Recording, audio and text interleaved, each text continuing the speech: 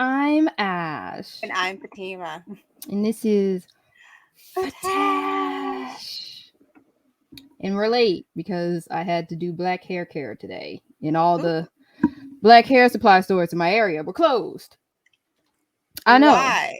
I don't know. They just decided, like, I looked at the store and they had a sign up. And it was like, starting the 26th, we will be closed on Sundays. And They the got Sally, religion. They got religion all of a sudden. I don't know, because the Sally Beauty in the area also closed down. Yep. And the market in my area and the Walgreens only have but so many black hair care products. Yeah. So I had to travel to the next nearest Target, which was like, it's about 3 miles away. So I just hopped on the train. I'm minding my black ass business. You know, I got my mask on. I've got my beanie on. I've got like 3 jackets on because it says it's 44 degrees outside, but I wasn't taking any chances. So I had a hoodie, I had a fleece jacket, and then I had like a leather jacket with a Sherpa lining, sweatpants, and just being as incognito as I thought I was, minding my business, right? Mm-hmm. Then all of a sudden, I hear Ashley, and I'm like, who the fuck recognized me on this side of town? Do you have an oddly shaped head? No, and that's the thing. I also told my friend, because I had to tell my friend this story when I left the store. The beanie was low enough on my head that you don't even see my signature forehead. And it was coming from behind that I think we crossed paths. And in that split moment of me being covered up, all they had to go on was my glasses with the chain, apparently. Because I turn around, and it's a dude I went out with like 3 years ago. We went out once 3 years ago in the summertime. He met me in the summertime where I'm usually not wearing as much. It's like shorts, maybe a tank top. My face, this was pre-pandemic, so I wasn't wearing a mask. But I had that signature circle glasses and chain. And I was like, I couldn't remember his name, but I was like, hey, how did you recognize me? He's like, I recognize your style. I was like, what style right now? This isn't anything stylish. He's like, I still follow you on Instagram. I'm like, that's me at my best on Instagram. I don't look nothing like, well, I do, on Instagram I don't look that much different, but you still see more of my face on Instagram than you would as I was looking like at Target. I was so mad that I was recognized. Like, I dress down, especially in the winter, so that nobody talks to me. Like, I don't want to be pegged as a male or a female. Is she cute or not? Don't worry about it. I don't want to talk to you. But somehow this man, 3 years of just following me on Instagram, was able to clock me. And I think it was my beanie, because I had a very specific beanie that I've taken a picture of once on my Instagram. But apparently I'm the only one in the entire Chicago city, let alone black girl, with this beanie. And he clocked me. But he's nice. He's a nice dude. He tried to pay for my stuff. I had like 3 things not worth the $100 bill he broke out. I'm like, nah, bro, it's good. I'm trying to get my travel points. Nah, I'm good, sir. He's like, oh, when are you gonna be free again? I was like, I don't know. It varies. You have a good one. Bye. Wow. Why didn't you want to be free? I don't want to deal with people. I really don't. Like, again, he's not a bad guy. If anything, if on the list of things I look for in a dude, he checks off one thing, and that is height. Wow, one whole thing. He has the height I like. He's not an ugly dude. I'm just not attracted to him like that. And like personality wise, the last time we went out, I just carried the conversation too much for my liking. So yeah, Maybe he was having like a quiet day, like I give him don't the know. chance. No, If I you mean, want to or not. If I you mean, want to. If you just don't I feel like talking to nobody right now, I yeah, understand that. I don't feel like talking to nobody, and especially not in the winter. So like, if I run into him again or something, or if I just feel like being social, there's no bad blood between us. There's no burnt bridges or anything. I actually sent him an RSVP for an event that's going on this week, and I told him like I'm not gonna be able to go, but here, dude, have fun. Maybe you'll meet somebody. I didn't say maybe you'll meet somebody, but I just told him like I'm not gonna be able to go to this event, but anyone who is still in the Chicago area that I'm aware of that I think would appreciate this event, I'm passing it on to. So you cool, you tall, you'll find somebody yeah, else. I'm telling Go you, to this thing. I'm telling you, like he should be able to pull some folks. Like again, he's a nice dude. He over here trying to buy my stuff at Target. Like, come on now. He could get somebody. So again, it just comes down to, I guess, just I don't know. It again, not a bad personality, but the vibe just wasn't there for me. And for me, there needs to be like instantaneous vibe and physical attraction for me to like want to pursue you. Otherwise, if it's just vibe, you'll probably just end up being a friend. And there was no vibe with him. It's just like, no, this is a decent dude. I just don't care to necessarily hang out with him. Like, I can't really remember the vibe with Mike when I met him. I don't even remember how I met Mike. Mike is one of those friends where it's like you've known him for so long, you can't even remember how y'all met. He's just been. I don't remember the first time that I met him, but I know like he was friends with somebody I was already friends with. Yeah, that's usually how it is. Mike is usually the friend of somebody, and then y'all meet through them. And then it's like he's always been there. It's weird. Mike and then he was around and I could always bully him. And he drew stuff. And then I found out he could draw. And I was like, wow, that's cool. Mike that is this quiet guy can draw. Exactly. Can draw See, things. And that's the thing. It's because he's quiet too. That he just kind of slithers into your life. And he's just there in the background. And you're like, how long you been there? Like, But well, Mike, no, yeah, I first noticed Mike when he like yelled at us. Mike yelling? You must have really got on his nerves. Yes, we did. We got on his nerves. We called him a name that was not his name, and then and we kept doing it. And he told us not to do it, and we kept doing it. And then he got like really serious with us and cussed us out. And then we were like, okay, I guess we won't call you that anymore. Oh, my wow. bad. Serious dude. Quiet, serious dude all of a sudden. I've never pushed Mike to the point of cussing me out. I have, but I have definitely gotten stern dad talking. I'm surprised he still speaks to me, but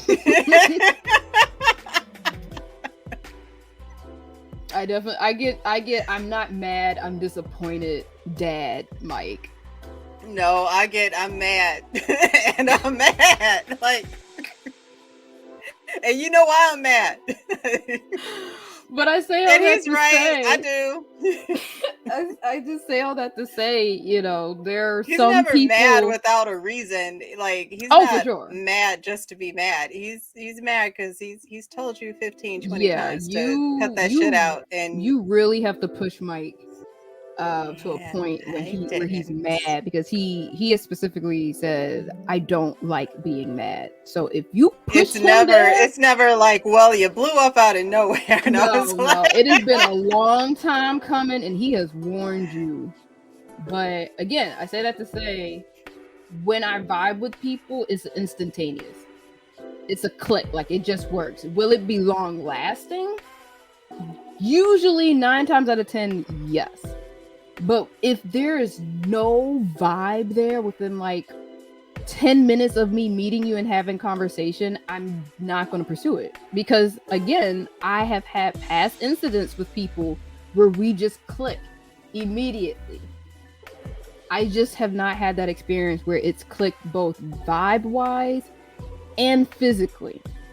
So, and I'm old at this point. I'm not just collecting friends like Infinity Stones. What I need that for? I don't know. Friends are cool, but I have a solid friend bracket right now. Everybody else is like associates I get along with. You know, if you evolve into friend, cool, but I'm not like, oh my god, I'm an adult and it's so hard to make friends. I'm like, well, sucks to suck. Wow. I'm you're so sympathetic. Great. I mean, it sounds like I'm not, but because I am. Look, I got mine, is what I'm saying. Like, and you hate kids. It is hard to make friends though. Like you I said, and you hate kids. I don't like them. Hate is a very strong word. I don't. But if it fits, I don't like when people tell me like hate is a strong word, but it's the word that I mean. Like hate for me means I feel like there should never, under any circumstances, be children. That is not me.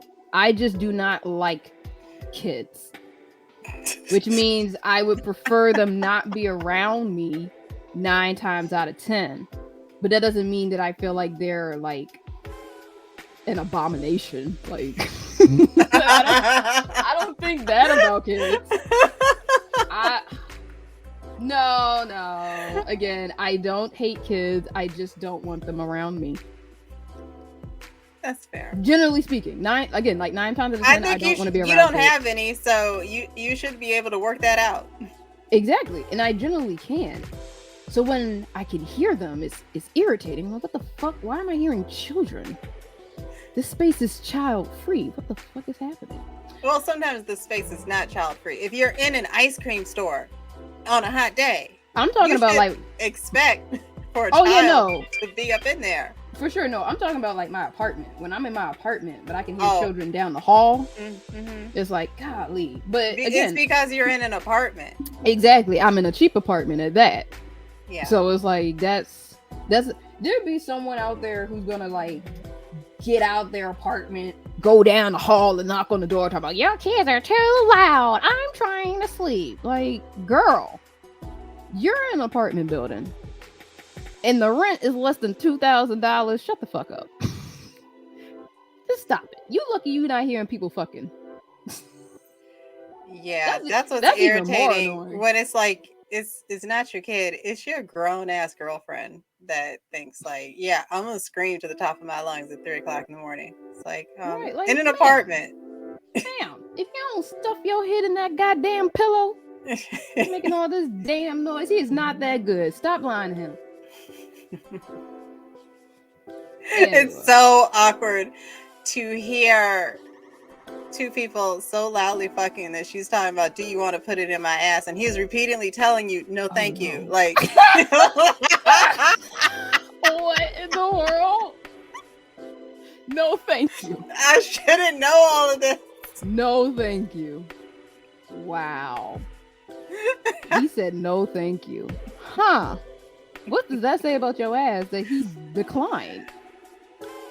I don't know, but like the walls in my last apartment were kind of thin. And I'm mad that she said it multiple times. She said it multiple times in one session, and he turned her down. No. Look, that is a question you ask once. One. Uno. Do not ask again. Ask the next session. Like, y'all finish up this session and then afterwards be like, so why didn't you want to put it in my ass? Let's regroup. Let's find out what did we like, what didn't we like, but stop asking me 5 times. Yeah. That is. And I can also hear your arguments with him telling you that you are the least attractive man, you are the least attractive woman that he has ever slept with, and then you sleep with him again anyway. And you wake me up to do it. I hate you. Like, damn, girl, I'm gonna need you to pick up what's left of your self-esteem and leave. You should leave. You should walk out the door. Wow. Jesus. What the fuck? Oh my god. Oh, well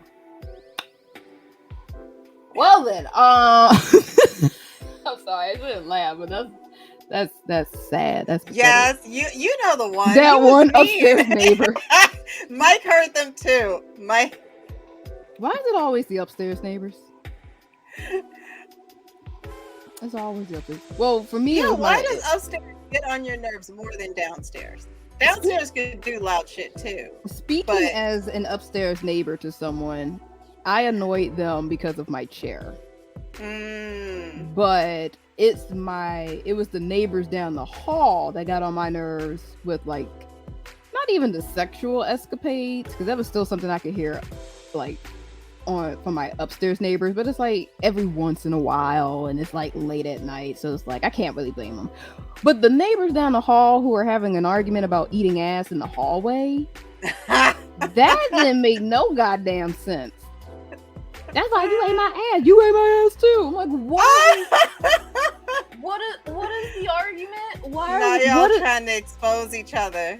What is the argument? Why is eating ass like a point of contention if y'all both did it and both seem to enjoy it? Right. That's why you like my dinner. That's why you like my breakfast. What are we arguing about? That y'all can both cook?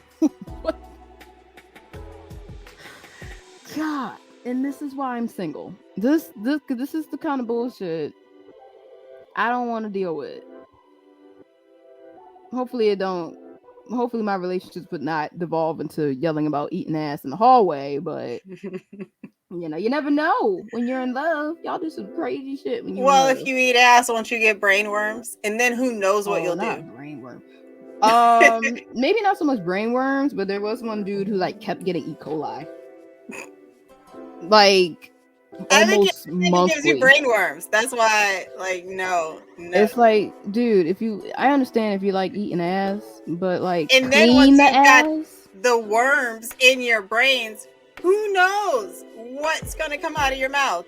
Sir, all sorts of nonsense. Like as the doctor, just be like, bro, I just need you to wash the ass you're eating. Like, make it sexy, make it, foreplay. What if that solves the mystery behind why romaine lettuce keeps getting recalled? Because people are out here eating ass and then blaming romaine lettuce.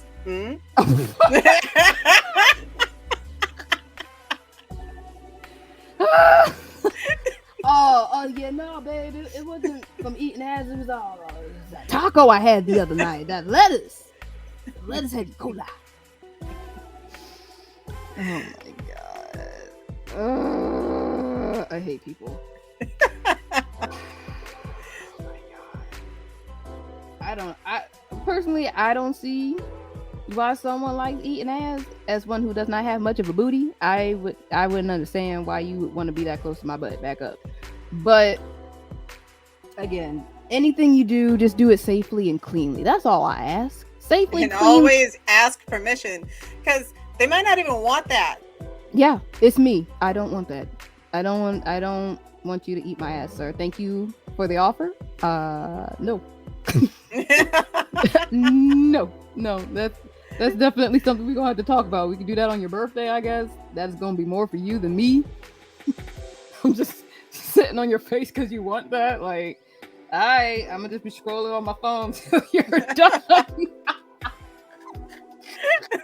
I made sure it was nice and clean. And if nothing else, you will not get E. coli or brainworms.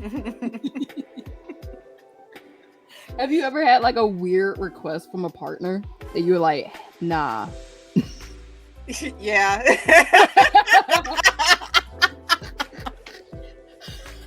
I like I didn't think about it for a minute. We're like, yep, definitely have, and I had to decline. No, we not doing that. I appreciate your honesty. Sometimes you just gotta tell somebody no. Like, look, bro, we already at this point. You can't have it all.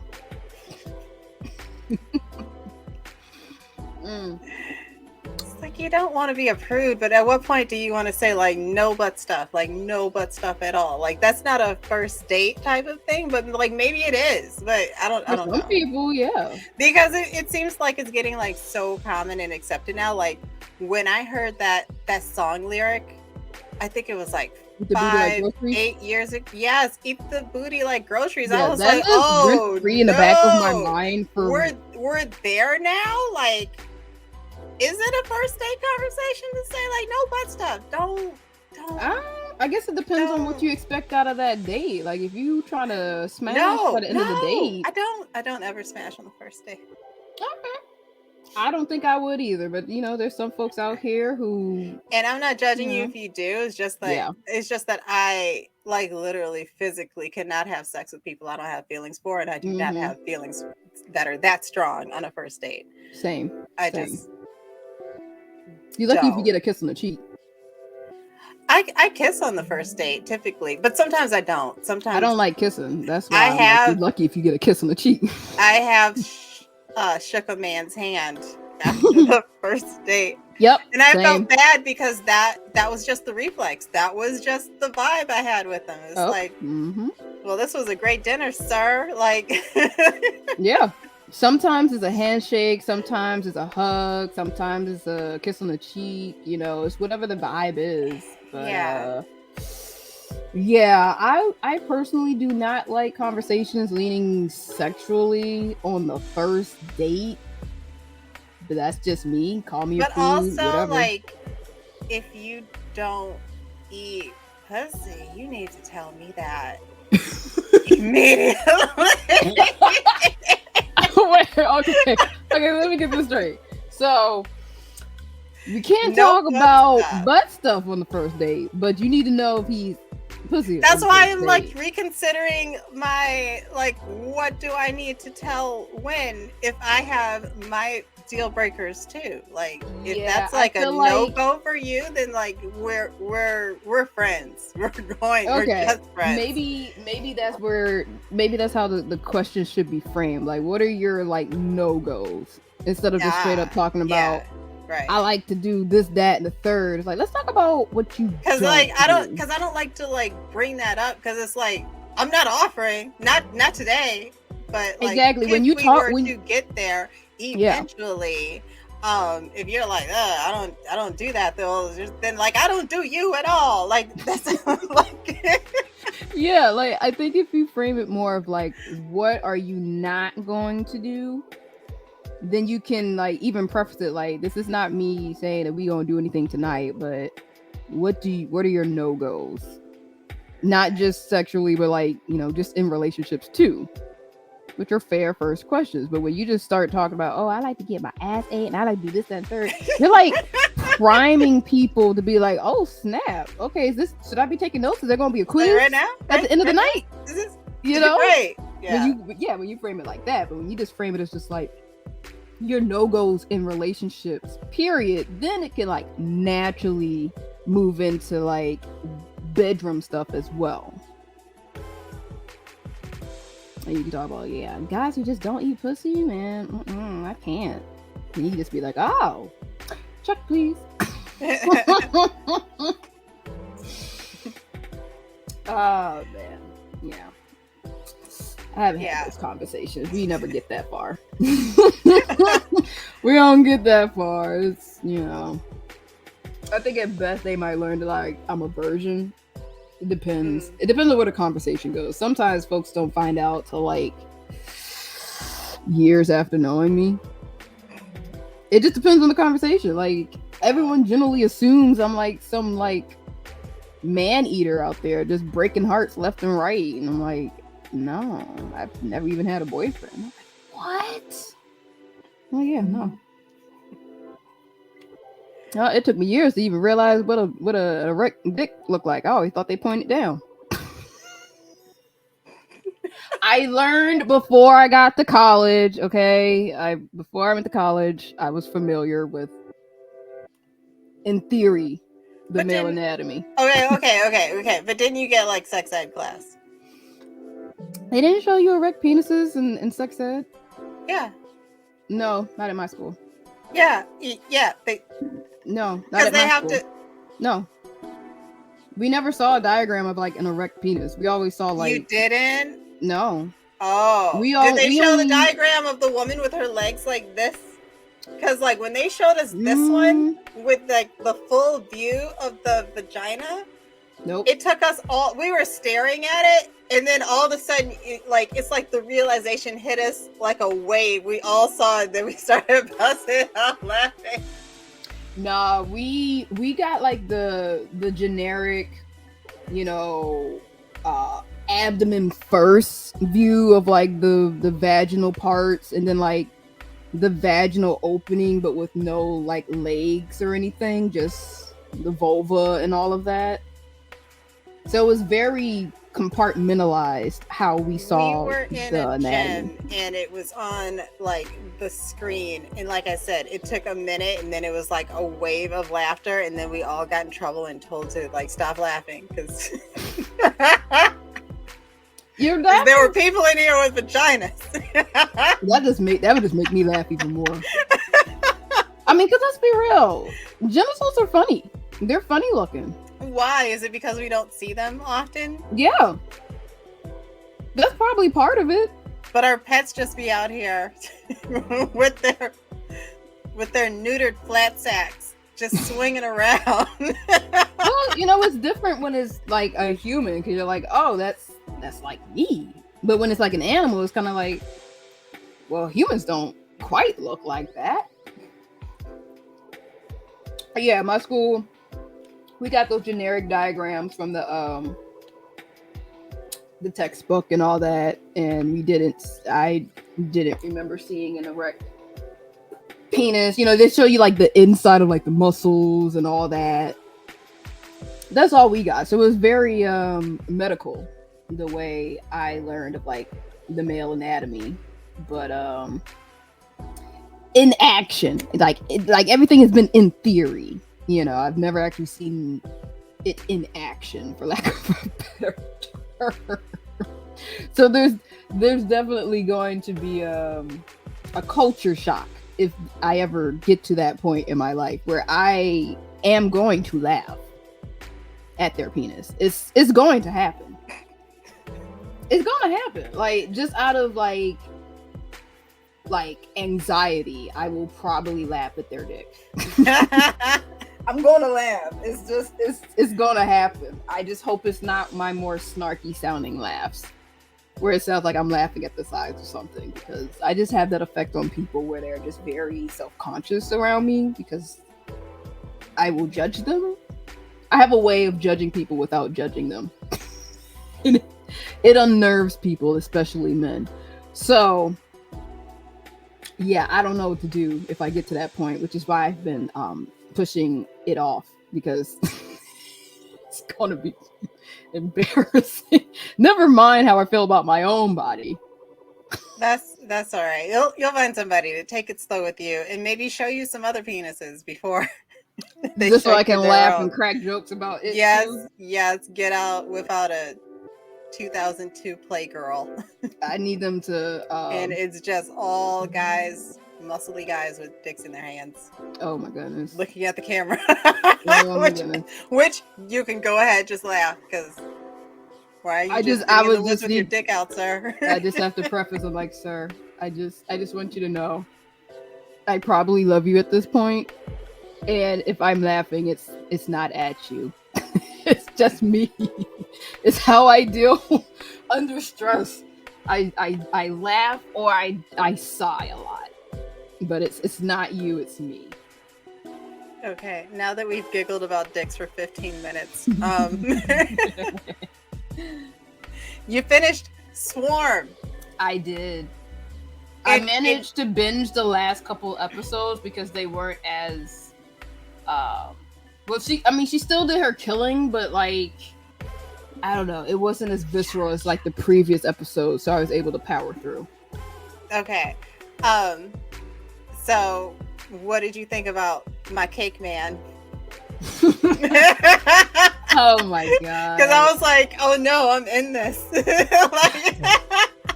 I felt bad for him.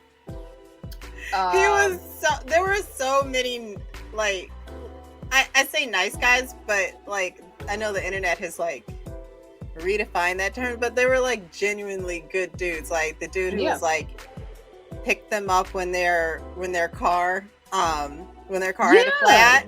Yeah, the tow truck dude. Like, for the most part, it was very sad to learn that was based on a true story. Like, so there was a good Samaritan who got murdered by 4 strippers. Oh, I need to look that story up. But yeah, he like what he was posting online. Yeah, it was some whack stuff. He was mean. He didn't deserve to die. No, he definitely did not deserve to die for that. On Twitter. Just because he doesn't like your favorite artist and he says some disparaging thing, but that seems to be a lot of people on the internet. It's just they just say whatever. I don't know why. I really don't understand why some people will say some of the most vile stuff online about people. Just even if they do think they have the anonymity of the internet, like why? But some people, even with their full face and full name out there, will say like the wildest shit and then be like, "Damn, I got fired." Like the dude that she killed in his house, and she came with the Twitter receipts. He's like, Twitter? Wow. But like, it's never that deep. Yeah, I would be disappointed too if that's how I died. Like, I'm trying not to die over dumb shit. Like Twitter is some dumb shit. To get murdered because of some shit that I said on Twitter, I'd be pretty bad. It'd be like me, somebody coming after me because I said Dragon Ball Z ain't all that good. It isn't. To the one person watching Dragon Ball Z, it's not all that good. Is it integral to my anime viewing history as a child who grew up on Toonami? Absolutely. Dragon Ball through Dragon Ball Z through the Cell Saga is probably peak anime. If you're starting out, like, Dragon Ball Z was a great show to watch, but they are beating a dead horse at this point. It is what it is. If you want to watch some good Dragon Ball Z stuff, I would highly recommend the Abridged series. It's just funny. It just more to my taste. But I am not riding the dick that is Dragon Ball Z any more than that. There's better stuff out here nowadays. But again, getting back to Swarm.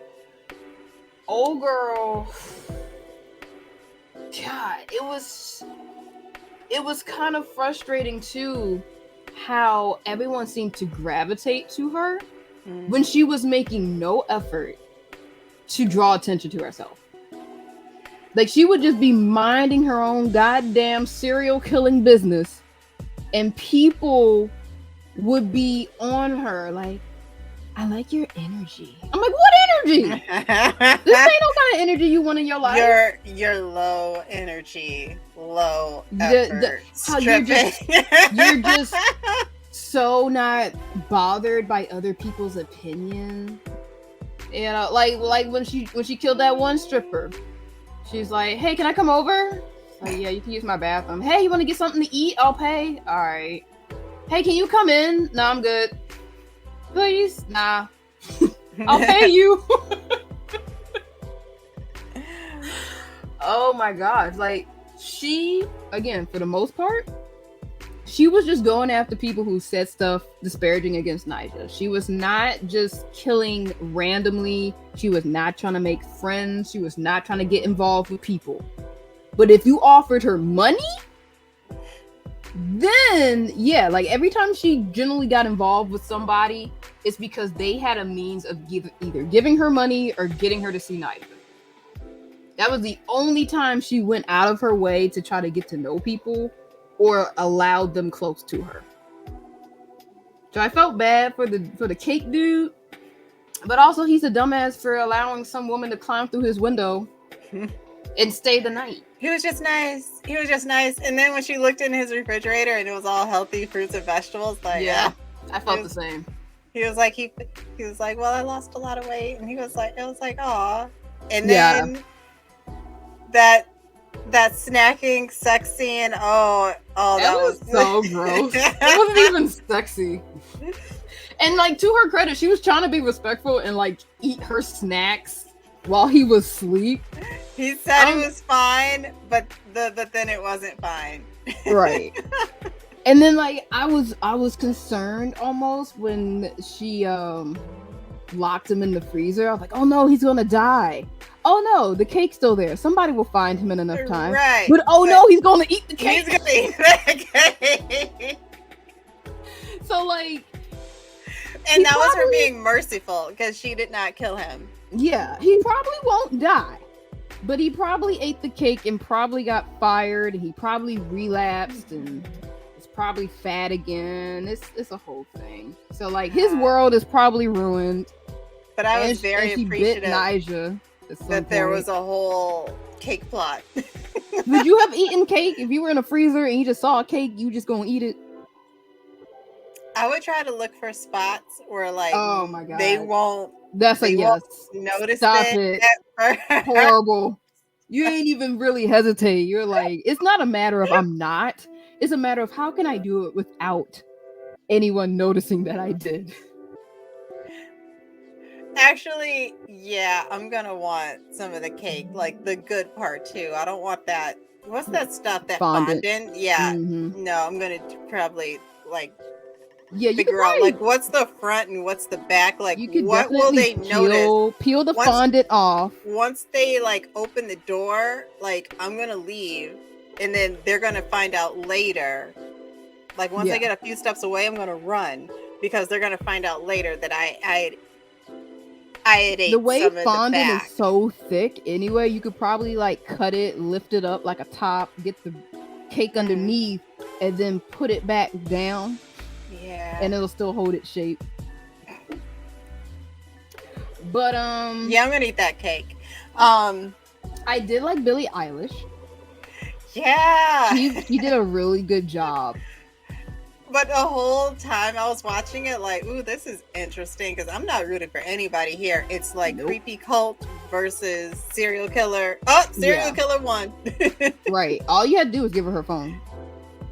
That's all you had to do. Like, you shouldn't have lied to her, because I would have been mad too. Where's my phone and why the fuck is the concert happening now? What day is it? Also, waking her up at like 2 a.m. to go hypnotizing her and messing with her mind. Ooh, I didn't. That was on some Get Out shit. Yeah. I mean, her. Oh, I didn't know that. Oh, I vaguely remember hearing about that cult. Like, I think I started watching. The star of Smallville was part of the cult and also recruiting from the cult for the cult. It was that, right? Yeah, Mike? I started watching some of the documentary. And then stopped for some reason. I don't remember. But yeah, that was interesting.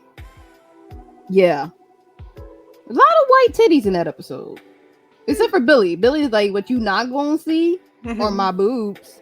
No, you will not. No, ma'am. But these other background women, there you go. Have at it. But it was interesting how she got hypnotized, and I think her mind is probably just more susceptible to that.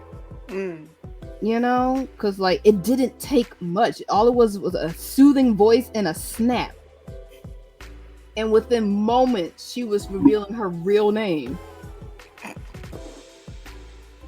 Yeah, I appreciate how the show didn't really explain everything about Dre. I liked the social worker. Yeah, I really liked her speech. Yeah, and sure. I also liked the social worker and the cop facing off. Because it just like looked like two professional Black women like having a discussion. Yeah, about I like that issue. I like that whole episode, that faux documentary style, and how they both like turned on the cameraman. Yeah, he's like, nigga, I told you to just be quiet. Yeah, because it was like, yeah, because what was it? Good cop, silent cop. And to the cop's point too, she's like, nobody was trying to hear me when I was saying like, yo, I think this is a Black woman that's doing that. And to me, I think like living in this country, I think they look for any reason to blame a crime on a Black person. So here's a Black person telling you, I think it's a Black person. You're like, nah. She's like, I don't know no white woman that eats hot Cheetos and wears a bonnet. I was like, yeah, I'm sure they're out there. That's a fair conclusion to come to, because there was like all these black hair products and stuff. Oh my god, the DNA alone! Like, I know you found some curly C4S. What hair? I forget what the hair curl categories are. Some C4. Ain't that's a bomb or something? That's a bomb. I think you mean like 4C, 4B. Yes. Just revoke my black card now. Some C4. And we're late because of hair.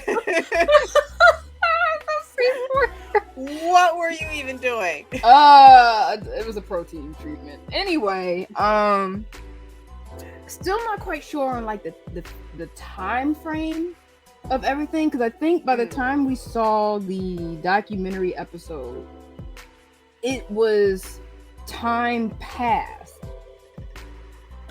So like the last episode would have taken place before the documentary episode. Okay. I think. Yeah, because like they were mentioning crimes that we hadn't seen her commit yet. Yeah, and she was saying how they arrested someone and they're going by Tony. Right. And by the time we see her, and in the final episode, she's going by Tony. And there was like a moment where people were like investigating her car, but it's hard to tell if this was her going as Tony before she cut her hair, or her going as Tony and she grew her hair back out and was back to wearing cornrows.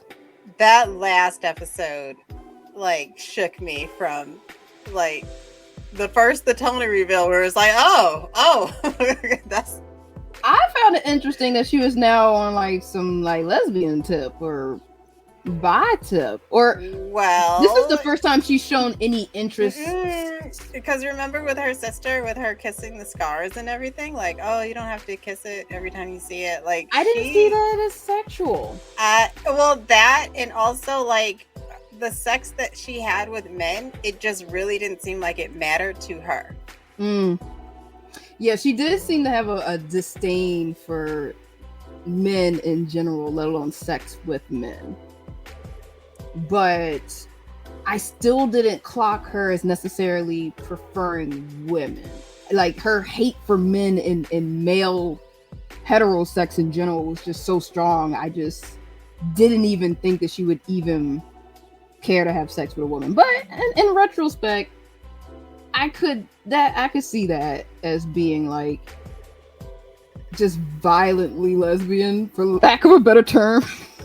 Like, I usually say like aggressively hetero, so this was just her being like aggressively non-hetero.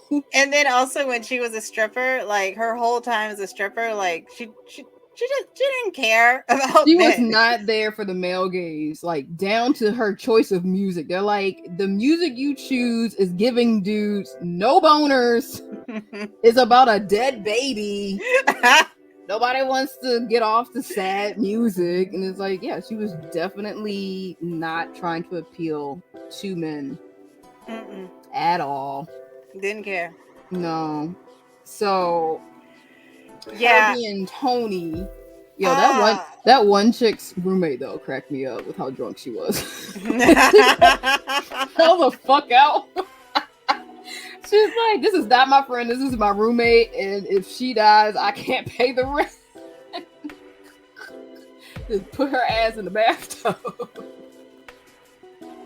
That was the last episode was so the last murder that we saw was like that was so sad. Well, that wasn't the last murder. Also, she like, did one more murder episode, because like the girl was talking shit about Nyjah from the start, and also said that she preferred Nyjah's sister.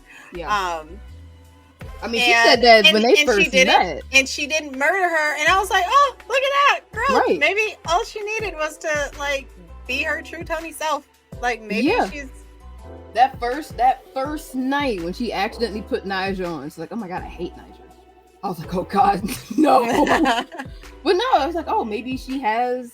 And then she was in this relationship for a whole year, and she met the parents. Wait, did we know it was a year? Like, what was there? Yeah, it was a year. Okay, 'cause I was trying to figure out how long they had been together. Mm-hmm. I wasn't sure about that. Yeah, it was a year. Oh, And then my she God. met the parents, and the parents were so nice. So accepting and supportive of their daughter and everything she did. And they're like, and oh, even we gave her never cake. meet. Once again, somebody in here loves cake as much as I do. They gave her cake. Like, that's Gave her love. Like, cake. they're like, yeah, you're really in the family. Here's some lemon cake to go. That lemon cake did look good. But the fact that she brought someone home and the parents are like, oh, she hardly ever brings anyone home. You must be special. I'm like, oh, damn. And This we is got gonna to be see even it. And we got to see Cree Summers. Oh my Oh, god. love Cree Summers. I be forgetting that she's actually an actress because and that's not to disparage voice actors, but I forget that she doesn't just make her money from her voice alone. Like, she acts with her whole body, not just her voice. I stay forgetting that because I'm a 90s kid, so I grew up with her voice in like half my cartoon shows. But she was in a different world. So, she started out acting with her face. Show her some respect, me. But yeah, that was like Trevor caught a glimpse of that episode, and like I was telling my mom, like, that's Cree Summers, like, from a different world. And my mom was like, who? And I was like, remember there's two light-skinned chicks on a different world, and one of them is stuck up and one of them is down to earth. This is the down to earth one. This is the nice one. It's Cree Summers. Right. She was like, oh yeah. Right, that's how you gotta tell them apart. And Trevor piped up. He was like, but how come I know who she is? I know he was like, he didn't know her name, but he knew her, like, her face. And he was like, how do I know her? And I was like, I don't know what the hell you get up to. I thought you watched nothing but anime, so I don't know. Right. I know she's been in other stuff since a different world. Mike, you want to do that research for us in the background? Thanks.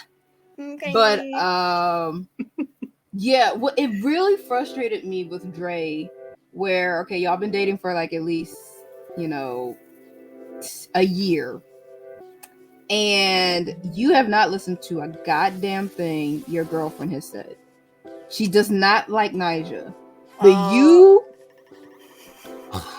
fine, I'll look it up myself.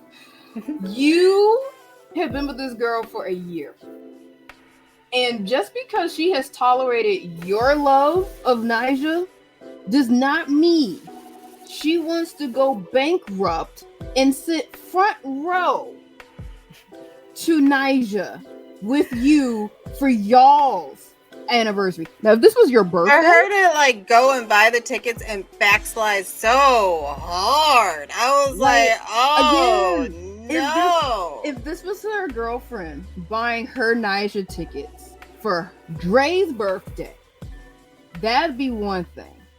Because again, this is something Dre likes. But Dre has been trying to make it their thing. And she's been telling her, no, I don't like Nyjah. I prefer her sister. She's clearly the breadwinner of the relationship. Also, we need to focus because we're broke and I have to keep going to my parents for money. Right. You maxed out my credit card. Being selfish. Like, even if she had just went by herself, go by yourself then. But you really acted like this was something y'all both wanted, and clearly your partner wanted no parts of it, let alone when y'all broke. $4,000 each, and you still ain't got a goddamn phone because you over here burning the tickets because you burnt the body. Going to the box office, talk about, I don't have the tickets. Okay, is it on your phone? I don't have a phone.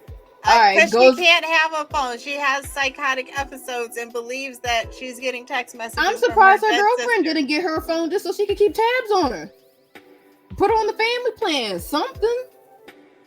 Because it's 20. Well, I mean, at the time that the show took place, I've had friends who have dated shady people who claimed to not have a phone, and it never works out right. It's always some bullshit. It's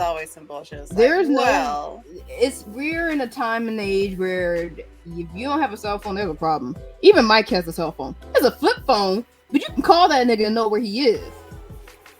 If you ask for a man's number and he gives you a Hotmail address.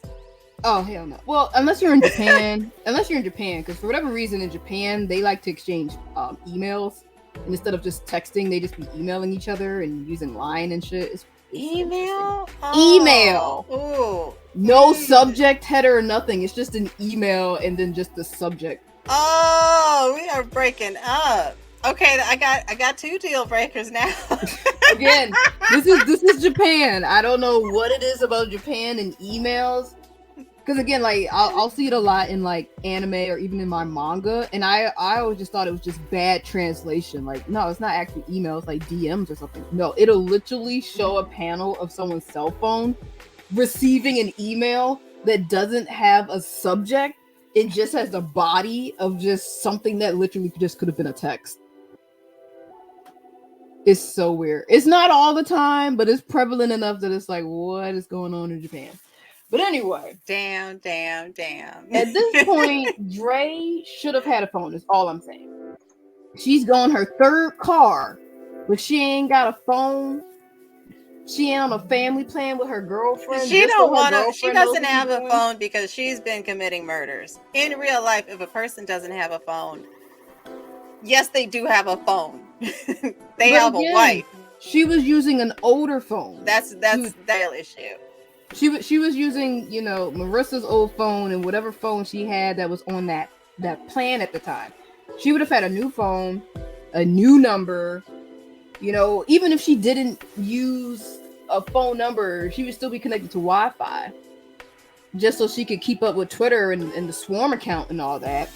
But even just so she could get those damn tickets, like nowadays you can't even get physical tickets anymore. They're all digital. You have to download an app and use a timed QR code half the time. Just you dumb bitch. And she got in somehow. After stabbing that dude. But like, girl, you could have avoided all of this if you had just bought one ticket and had a cell phone. I think even that one ticket would have like set her girlfriend off. I mean, she didn't have to tell her girlfriend. Yeah, she just went. Hey, babe. She'd be like, hey, babe, I'm going out tonight. No, you know what? It would still piss her off because it was their 1-year anniversary, and if she's leaving to go do something on their 1-year anniversary, and it's not spending time with her. Yeah.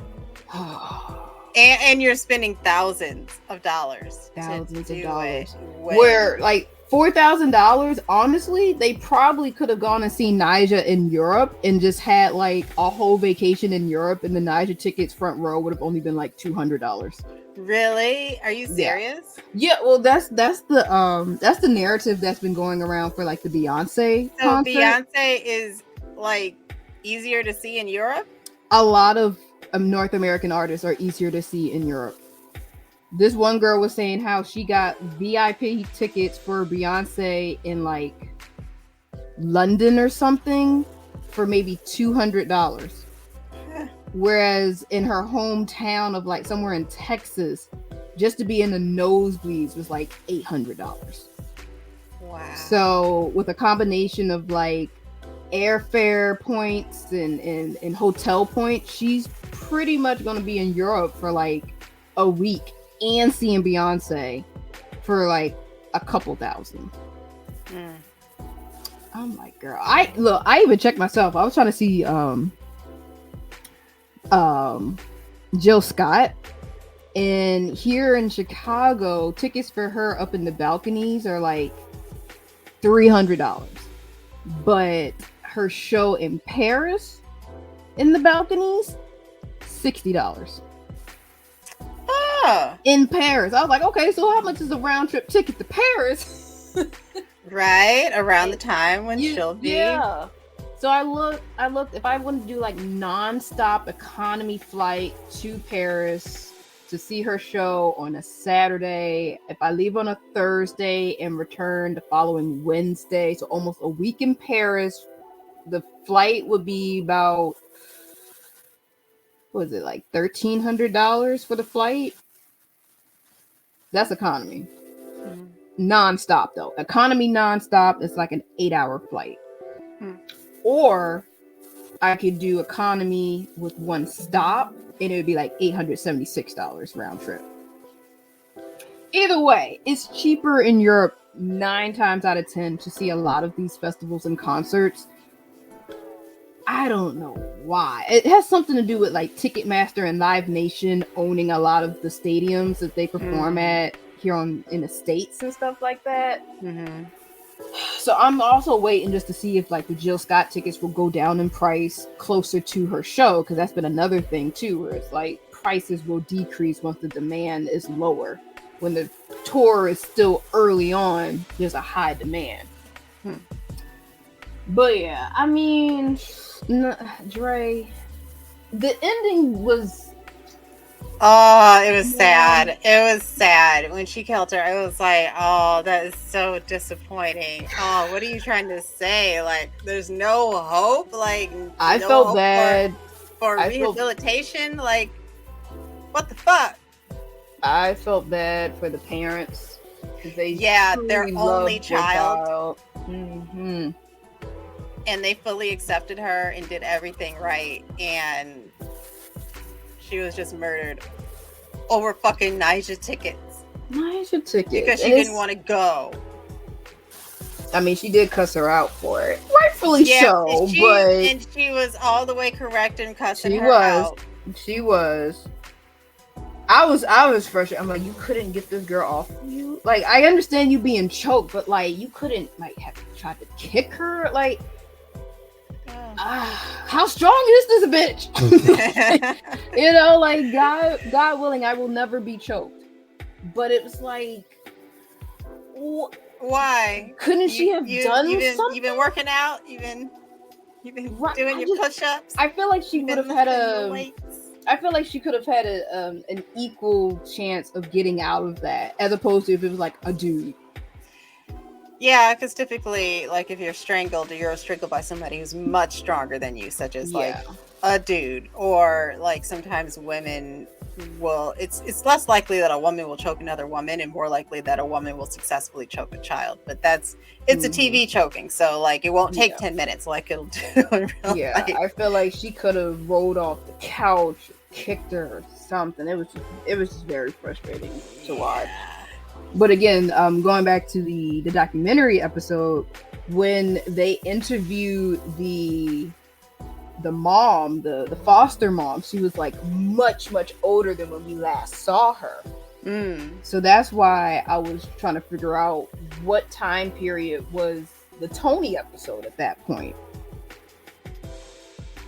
Because it had to have been at least 10 years since when she last ran into her foster parents.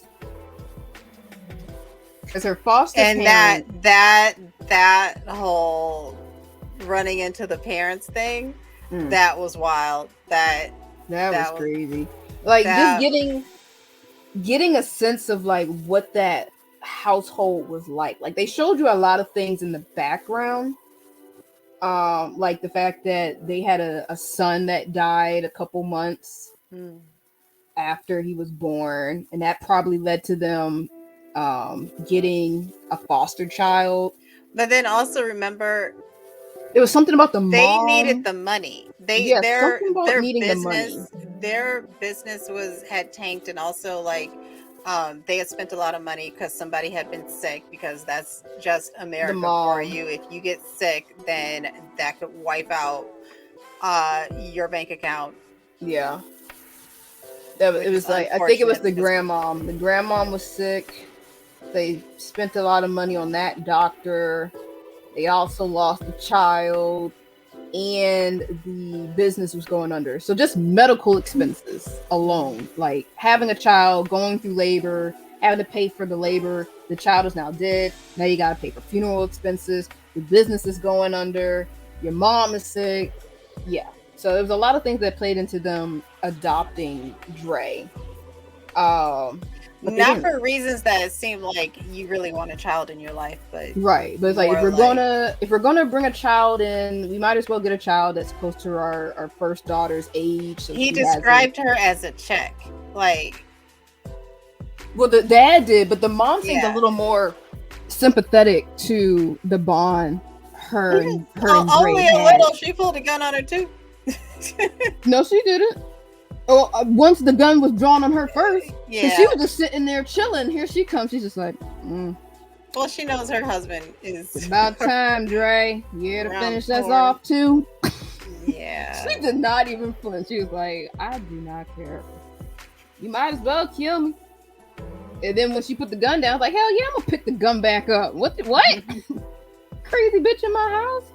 And then you see like the attic that Dre used to stay in when they would like sequester her away. Because they didn't, well, not even necessarily sequester her away. It looks like Marissa's room was like on the second floor, and Dre had the attic room.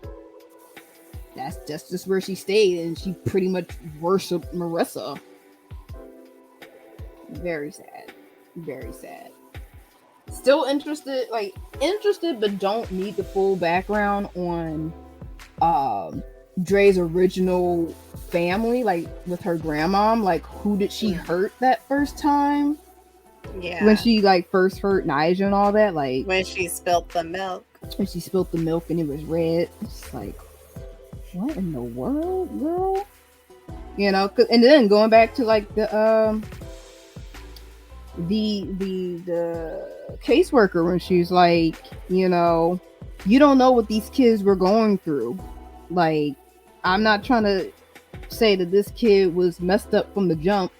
You don't know what they were going through. Right.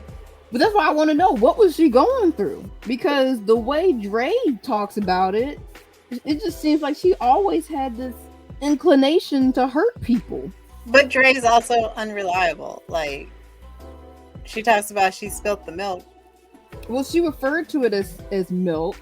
Yeah. Because it sounds like she was too young to like she really also, understand. Like, from our point of view, we saw her bite into, what was that, a plum? Yeah. And she bit it to Nigel. She bit it to Nigel. I don't know what, did she bite her cheek, her ass? Like, oh, it was her cheek, because that was a play on something that actually happened too. Yeah, with Beyonce. Yes. Because they made mention of it too, because they said is that the chick from Love and Basketball? Yeah, Shania Latham. Like the way Donald Glover just interwove actual things that happened in references to Beyonce is just hilarious. Cause she sit there, she don't bit Nigel, and that one girl, did you just bite Nigel? And she runs out, and the folks are sitting on the dock are like, you know who that was? I know, she had That's the girl from Love and Basketball. or when she was at the gym, and that white dude thought she was someone else. Yes. He's like, oh my God, Jasmine. She's like, hey. Oh my God. Like, I did not know where that was going until I realized, like, oh no, he just really is mistaking her for somebody else. That is fucking hilarious. Yes. I need to be mistaken as somebody so I can get in places. I'm always somebody's cousin, but never anyone of note. But yeah, overall, Swarm was an experience. I will say that. Yeah. I appreciate everything it did cinematically, storytelling wise. Like, this was not a show where you were meant to like the characters necessarily. And every show is not meant to be like that. Like, people will worship fucking Succession. Ain't nobody in that show worth rooting for in Succession. It's just a bunch of white, greedy white people. White, greedy white people. Like, no one in that show is likable. They're all just capitalists. But that show gets praise. But Swarm doesn't? I think of because murder? like, we imagine, like, I'm gonna get rich too one day, and I'm gonna want people to see me in a positive light no matter what I do. But this, like, no, I'm not gonna murder somebody one day because of some shit they said about Beyonce on Twitter. I don't care. It's funny too, because there's this one dude on YouTube I watch, I think it's pronounced Chuzu. He's an African dude, and he was like, he clearly clocked the fact that it was supposed to be like the Bayhive, but He was like, yo, the way she's acting though, this is more of the Barbs. Oh no. I was like, wow. And I guess there's some truth to it. I don't really follow how vicious either of the fans can be.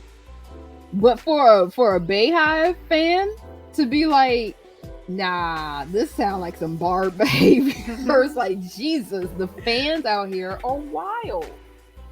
I had never heard of the Hive until when Lemonade dropped, and then everybody was talking about how Jay-Z had cheated on Beyonce. Yes, and then they were trying to figure out who it was, and they made a mistake. And like, I think they figured out that it was Rachel somebody, but some of them went to Rachel Ray's Twitter and started spamming her every time with bee emojis. Every time, and eventually somebody had to say, like, leave that white woman alone. She didn't have anything to do. Every time there's like a celebrity who's cheated on their spouse or something, their fans will go after folks. Like there was a Justin Bieber was in some kind of whatever in recent weeks, like his wife was being disparaging towards one of Justin Bieber's exes or whatever, and people were like harassing Justin Bieber to be like, yo, check your wife kind of thing. And one of them actually, instead of going after Justin Bieber, and not saying that they had any right to go against Justin Bieber, because like, mind your fucking business, but instead of going in and ranting to Justin Bieber, they ranted to a man named Justin Briner, who is a voice actor for Deku and My Hero Academia. And he's like, I don't even know what's happening. It's like, he is such a sweet guy. I've seen him at like C2E2. He's a very sweet guy. So it was so disheartening to see like he's getting caught in the crossfire with shit that ain't got nothing to do with him, just because he's got the first two initials as some other nigga. Like, and again, it just goes back to like the audacity of some of these fans. Like these celebrities, these rich people who don't know you from an avatar on Twitter do not need your help in defending their honor. Especially not Beyonce. Beyonce had her whole sister beat on Jay-Z's ass. She don't need y'all. Solange got her back. She got her back, okay? These parasocial relationships are out of control. Are in your mind only. In your mind. Like, every now and then you might have a celebrity, you know, thumbs up a comment or something, or... Yeah, but... And that's cool, but like, that's it. That's... It's like, there's not cool. like there's gonna be like a back and forth, and now we're gonna talk now, and now we're friends. Very like, rarely is there gonna be a back and forth. You're lucky if someone does respond to you, but they don't know you from the thousands of other random numbers and letters on the internet, unless they like specifically reach out to you. And even then, you gotta be careful, because these AIs are out here replicating voices, and it's getting precarious out here. But just let celebrities be the entertainment that they are. Like, and then log off. Character and log off. You know, admire them and log the fuck off. I'll scroll through Instagram. I'll see Janelle Monáe. I'm like, oh my gosh, she looks so gorgeous. And then I just keep scrolling. I hit a like and I just keep going. Like, I'm not following her all goddamn day to see what she's posting. In fact, I get annoyed when celebrities I'm following post more than once a day. And you're like half my feed. Like, what? Put it all in one post. I'm over here flooding my damn algorithm. I love you, but stop it. Oh man. But yeah, overall, I did like Swarm. It was good. Will I be watching it again? No. Yeah, it was pretty disturbing. It was pretty disturbing. I'm not watching it again. But someone else has said too, like, imagine Donald Glover and Jordan Peele collaborating on a horror movie. I'd be here for it. Yeah. It would be really good for sure. And Malia Obama, I don't know how much She put into which episode did she do? Did she do the Billie Eilish one? I want to say it was the Billie Eilish one. I think it might have been that one. Either that one or the one where she bit Nija. But shout outs to Malia Obama. Like I remember when I first saw news that she was like interning on different film sets. I was like, oh, that's cool. It's probably helpful that her daddy is the president of the United States. So it's probably helpful to everyone who's on set that their daddy is somebody. Yeah, exactly. But because that's a really hard industry to break into. It is. Listen, as someone on the fringe of it, it is. But your name is only going to get you so far. Right. So her name definitely got her in. But clearly, well, I can't say clearly, but she has enough talent that people are still working with her and giving her the experience she needs. Girl, bye. Which episode was that?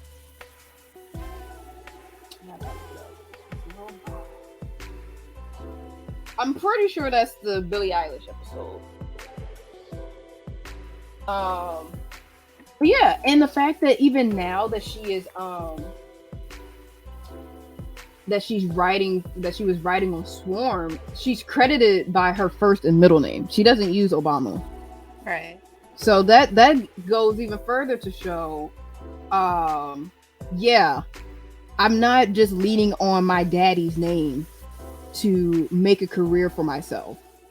Yeah, well, those Obama girls worked hard, didn't they? Like, didn't they go to like prestigious schools too? Like, it's not like their daddy did their homework for them. Yeah, like, yeah, but you have some who are like, they just want to be in a space just because that's their last name and I deserve to be here kind of thing, but not really doing anything with the momentum they have from that name.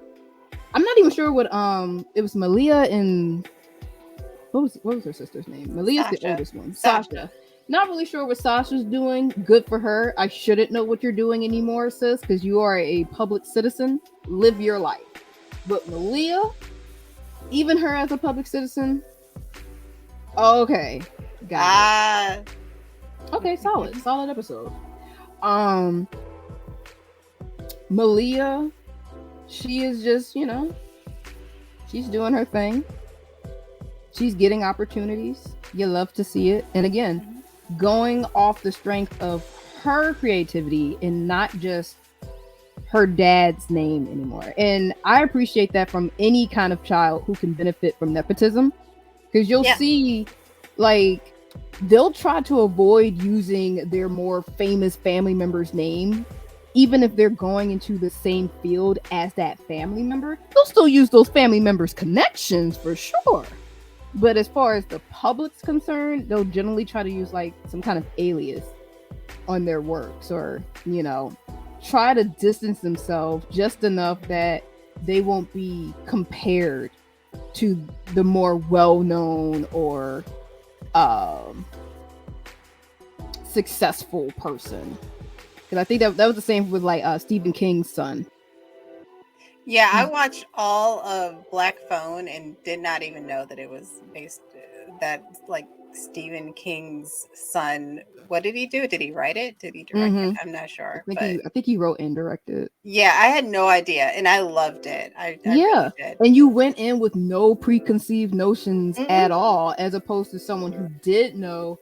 Then they'd be constantly comparing it to like what his daddy's done. I got hooked on the trailer. The trailer looked good, and so I watched the whole thing. And it was only when I read about it later that I was like, "Oh, well, that's a cute little tidbit." But right, I wasn't, like yeah. But some folks are just gonna harp on like who your family is. I know one of the I think people with their like hate of nepo babies is like really overblown. Yeah, it can be frustrating just because you don't have that ability. Like that's your own envy that you need to exactly. Like I get the annoyance. With. I get the annoyance. Believe me, I do. I've literally been told I did not get a position because of nepotism. Literally, I have been on the side of making the decision of hiring people and told I couldn't hire someone over someone else because that kid was the child of a client. Never mind, that kid had no real interest in this internship. I still had to hire them, and they were easily the worst intern I ever had to oversee. They weren't telling me when they were coming in.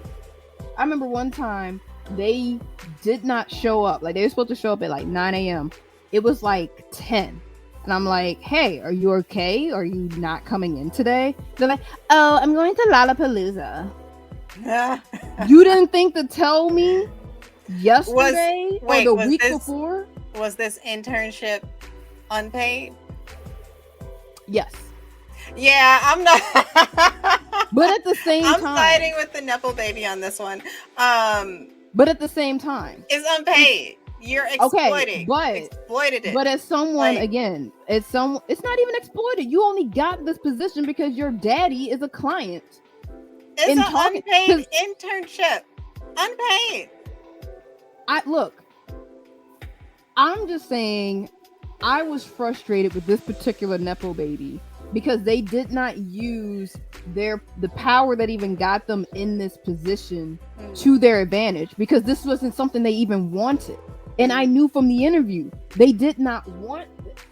But just based on the fact that then I guess your annoyance is with whoever's pushing this person into this position. Exactly. Not. That's why I'm saying I understand the frustration of nepotism, because it's not necessarily the person who is using the nepotism to get ahead. It is those who are allowing the nepotism to happen in the first place off strength of just nepotism.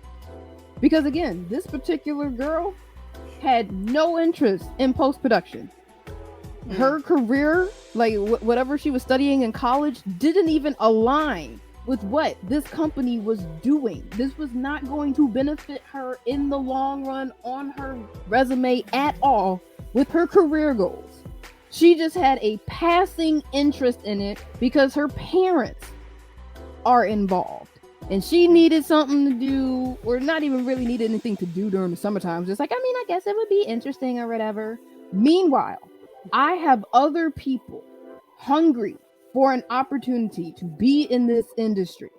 We're willing to fly out of state to work unpaid just to say they have experience in this industry. And we're overlooked because a girl who has a passing interest in something that her parents work in got the position, and she wasn't even there during the time she says she should have been there. To the point where one of the folks that was also overseeing her was like, yo, fuck her. I don't care if she don't come back. Oh, that's sad. Damn. Yeah. And again, it's more so just the fact that, like, if you use your nepotism just to get your foot in the door, I'm not mad at you. If this is what you want, and this is a strength that puts you a step above the competition, use it. It's when you just exploit it and other people who would have been more deserving and appreciative of the opportunity do not get it. That's all I got to say about nepotism. All right. Well, what are you up to this week? Oh, are we meeting next week? It's gonna be Easter. Probably Easter. not. Yeah. No show next week, you guys. Yeah, I'm sure that one person watching is going to be devastated. But you never know.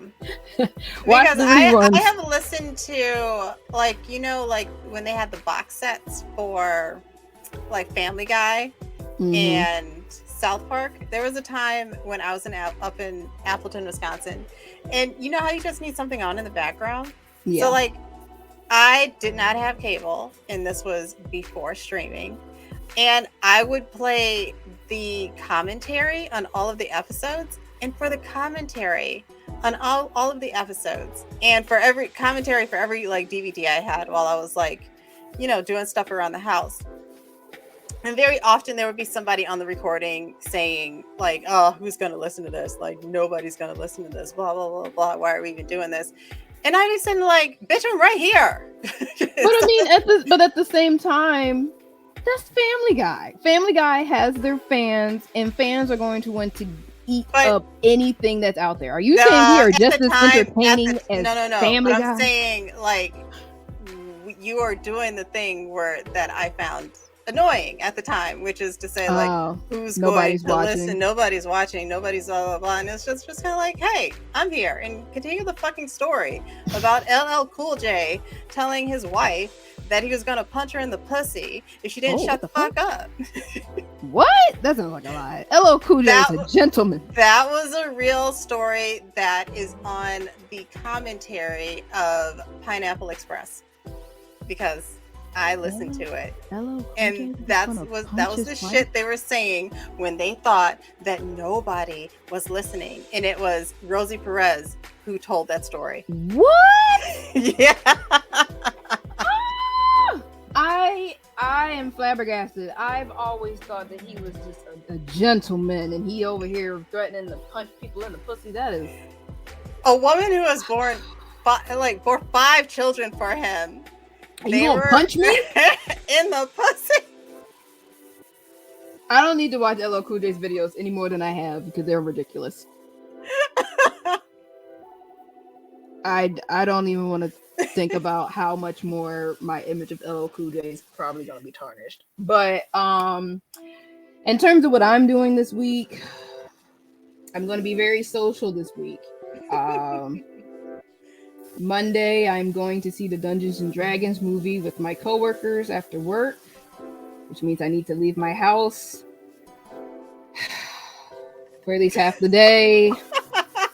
You sound so annoyed to leave your house. I don't but like you do it all the time. I do it at least once a week. You do it all the time. You went out and got a protein treatment, and you ran into a friend.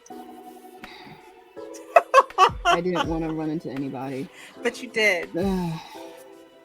So yeah, I'll be going that beanie is known around town. It is known. Oh God. I really thought I was doing something. Anyway, so movie is Monday night. When Thursday is usually office lunch day. So I might go in for that as well. And then actually, I think Thursday we were also supposed to go see the Mario movie for a friend's birthday. I gotta double check if they're still trying to see it Thursday night. Chris Pratt playing Mario with that accent.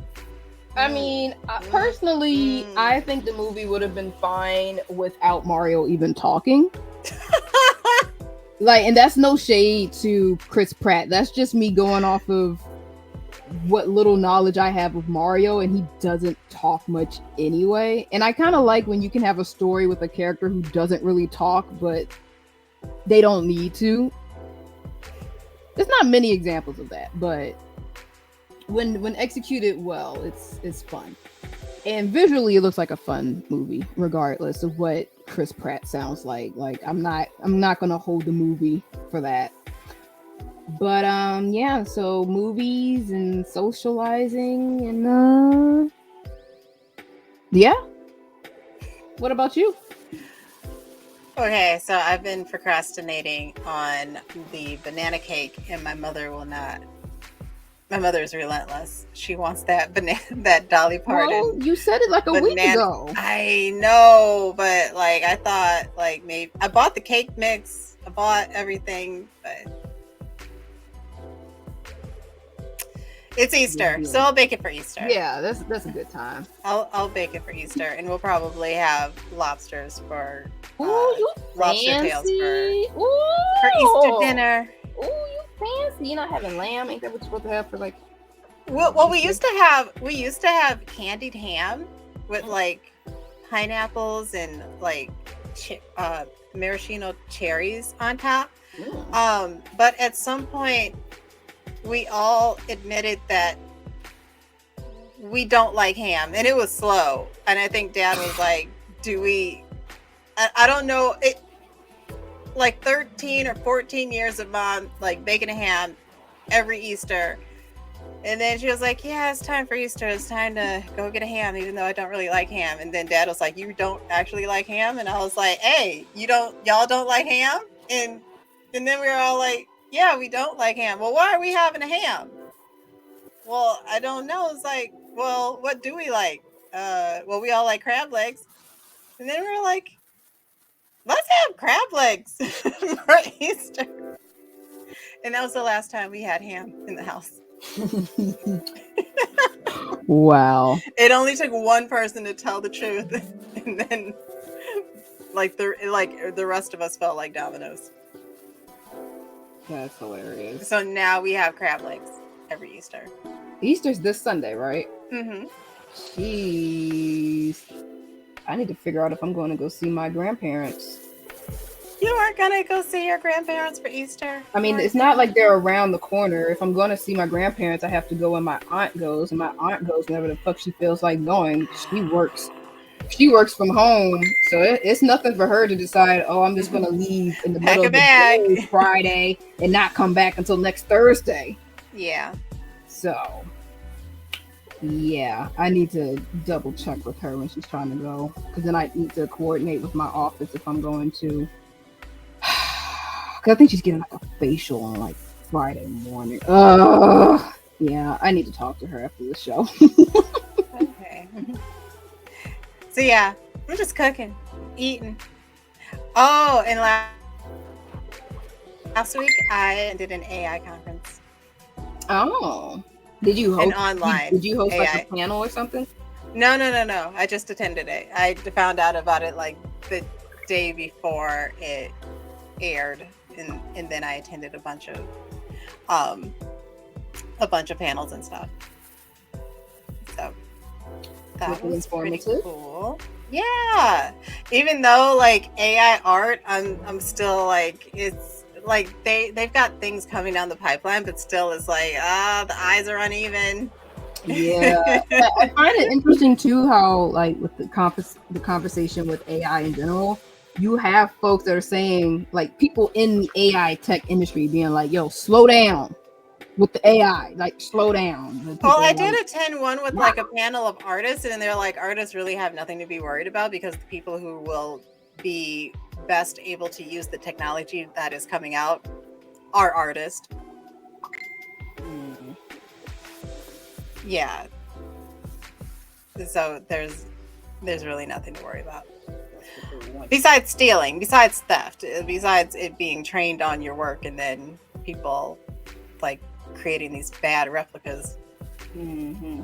Because again, like I said, if these AI machines are being trained on the art specific to the artist using it, that's one thing. It's when these AI algorithms are open source and are just taking anything that they find online that I have an issue with. But we'll see. We shall see. All right. I think that wraps up the show for tonight. We've been going for quite a while. Oh, yeah. Look at the time. Yes. Well, have a happy Thanksgiving. You mean Easter? Yes, that too. I'm in the future. way in the future. Have a happy Easter. I have been Ash. And I've been Fatima. And this has been Fatash. Bye. Goodbye.